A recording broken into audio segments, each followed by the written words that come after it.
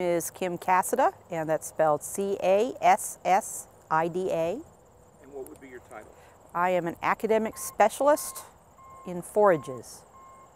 Okay. Tell us a little bit about your project that you have going on at UPREC. Well, up in the Upper Peninsula, we're starting a new focus up there where we are trying to focus on ways to improve the overall health of people, animals, and soil. And we're going to do that through our agricultural cropping systems. And our big project that we're starting up there is a systems trial where we will be trying to integrate livestock and crops together in a rotation system. And my role in that is as the crops expertise. We also have Dr. Jason Roundtree, who's the animal expert, and Dr. Matt Raven, who works with social adoption of practices.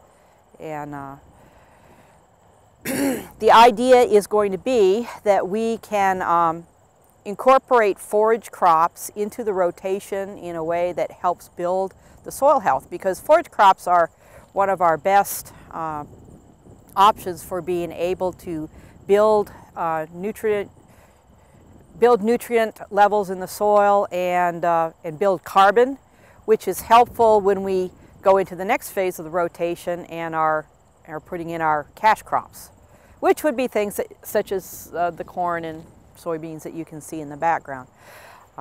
We're not certain that we will be using those crops in the UP because the growing season's a little bit different up there. That's very short. And that's one of the reasons why it's so important that we actually do this sort of research up there instead of in other parts of the state, because their situation is so different that things that work in other parts of the state may not work up there. Some of the crops that we think have potential up there are obviously alfalfa as our primary forage crop. That's what you see here in the background, right next to me. We are also looking quite a bit at malting barley because there's a lot of interest in the UP to use malt barley to support the local brewing industry because they've got a program going on to grow hops up there. The piece going on to look at different varieties of barley that would be both the best yielding and also have the best quality for brewing. Two different things to look at. We'll also be doing probably trying to get some things going on specialty wheat growing for local baking and other food processing industries. We have got forage variety testing going on up there where we are looking at the best yield and productivity, persistence, forage quality for our traditional forage crops like alfalfa and grasses. But one of the things I want to start looking at up there is actually looking at what's going on underground with our forages, so that we can learn more about which forages might be better at improving the long-term health and productivity of the soils. I forget where I was now. That's fine. Let me ask you this. Why is studying the soil or wanting to improve the quality of the soil with the vegetables and the animals, why is that so important?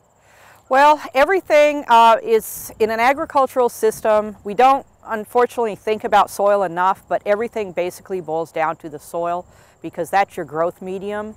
Regardless of what you're growing, whether it's a row crop, an animal, or vegetable, it's all coming from that base where the roots are interacting with the soil and being able to enable us to grow something.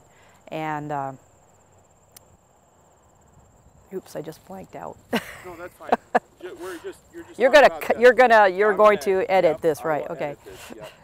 So you were just talking about the importance of the soil. Let me ask, and I think what you said was fine. Let me ask you this. Okay. Why is it so important to have a facility like UPREC there in the UP where the research is going on there? I mean, you talked a little bit about it, but you're also talking about research specific to the land there. Why is that so important to have a facility like that there, as opposed to just, well, we're trying it in Lansing and we'll see if it works? Okay.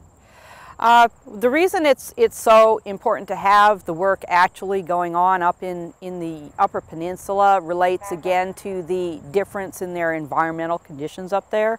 Their growing season is short. Their soils are different than what we have in the lower part of the state. They tend to be colder. And all of these things are going to impact the ability of the agricultural system to influence what's going on underground. And you just can't reproduce an ecological system that's unique to a region by trying to do the same thing somewhere else. You really need to do it in the area where it's going to be used.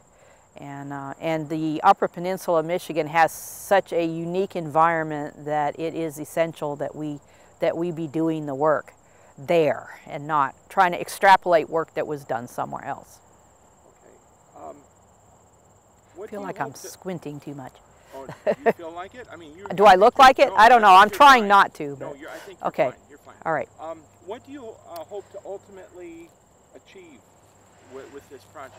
Well, ultimately what we would hope to achieve is to get some results that can be applied across the Upper Peninsula in a way that helps the local people be able to produce food more economically.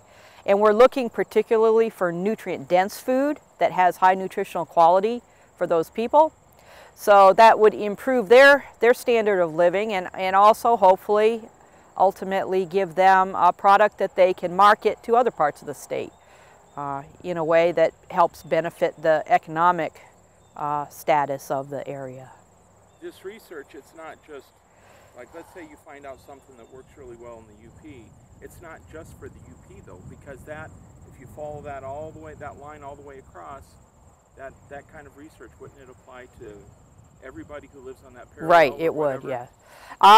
We would also, the work that's done up there, while not particularly relevant to people in the lower part of Michigan, it would be very relevant to people in the northern parts of other states such as Wisconsin, Minnesota, and even maybe into the Dakotas. Also probably, I think, some relevance to areas of New York and Pennsylvania once you get up into a northern latitudes. So it's not work that would only be relevant to that one small area. Okay. Why should people be invested in this research, especially folks in the UP and other regions that have a similar climate? Why should they care about the research that's going on in their backyard? A good answer to that one. Because they should. Don't put that in. Let me think here a minute. I have to think of the politically correct answer.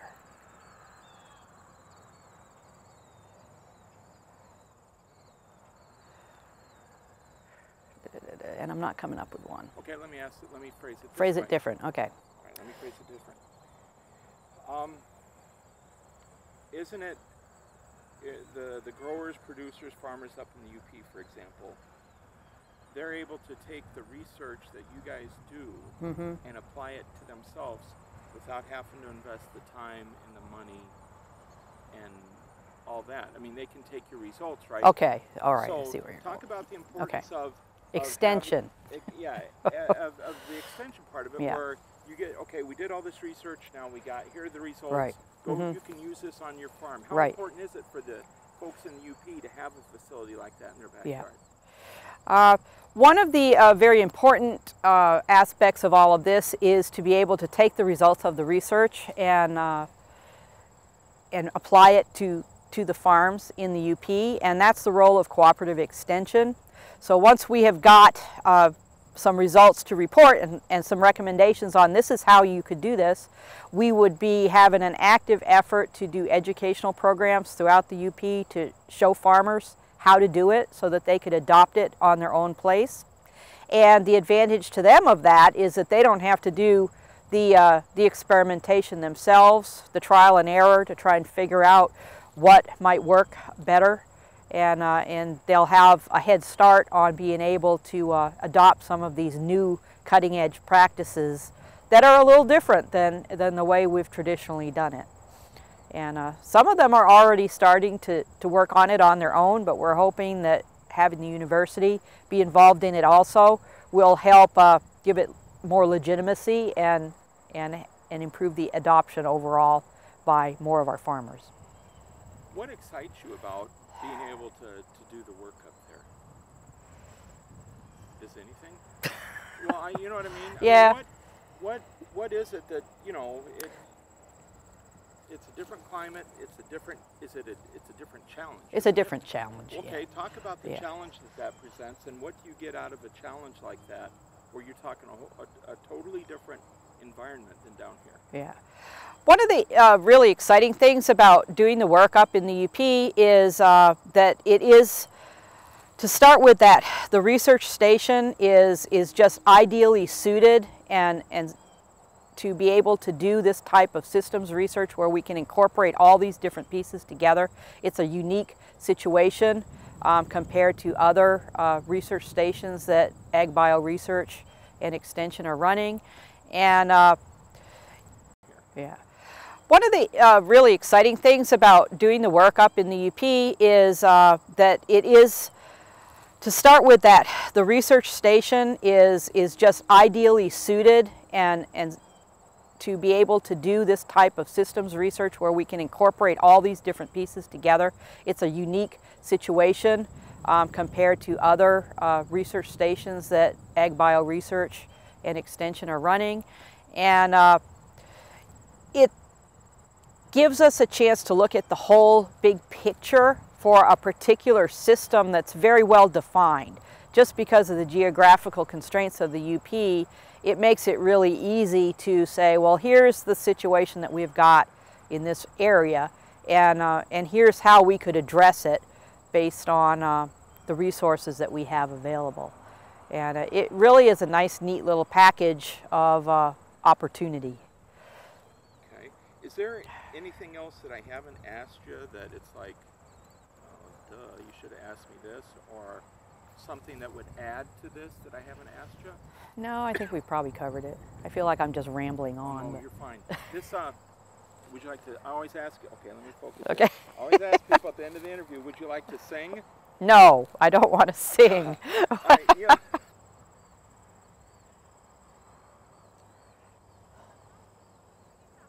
Okay, go ahead and add whatever you're going to. Okay, we also have some other variety testing programs that have been going on up in the UP for quite some time that we plan to continue if there's interest from the growers. And that would be corn variety testing specific to the UP, because again, their growing season's short, so they need different varieties than are grown in other parts of the state. And we have also got a significant investment in forage varieties for biofuel production that would be specific to that part of the country. And there may be others that we begin to evaluate as interest develops from growers. We're always looking for a new crop that might fit into the niche of that particular environment.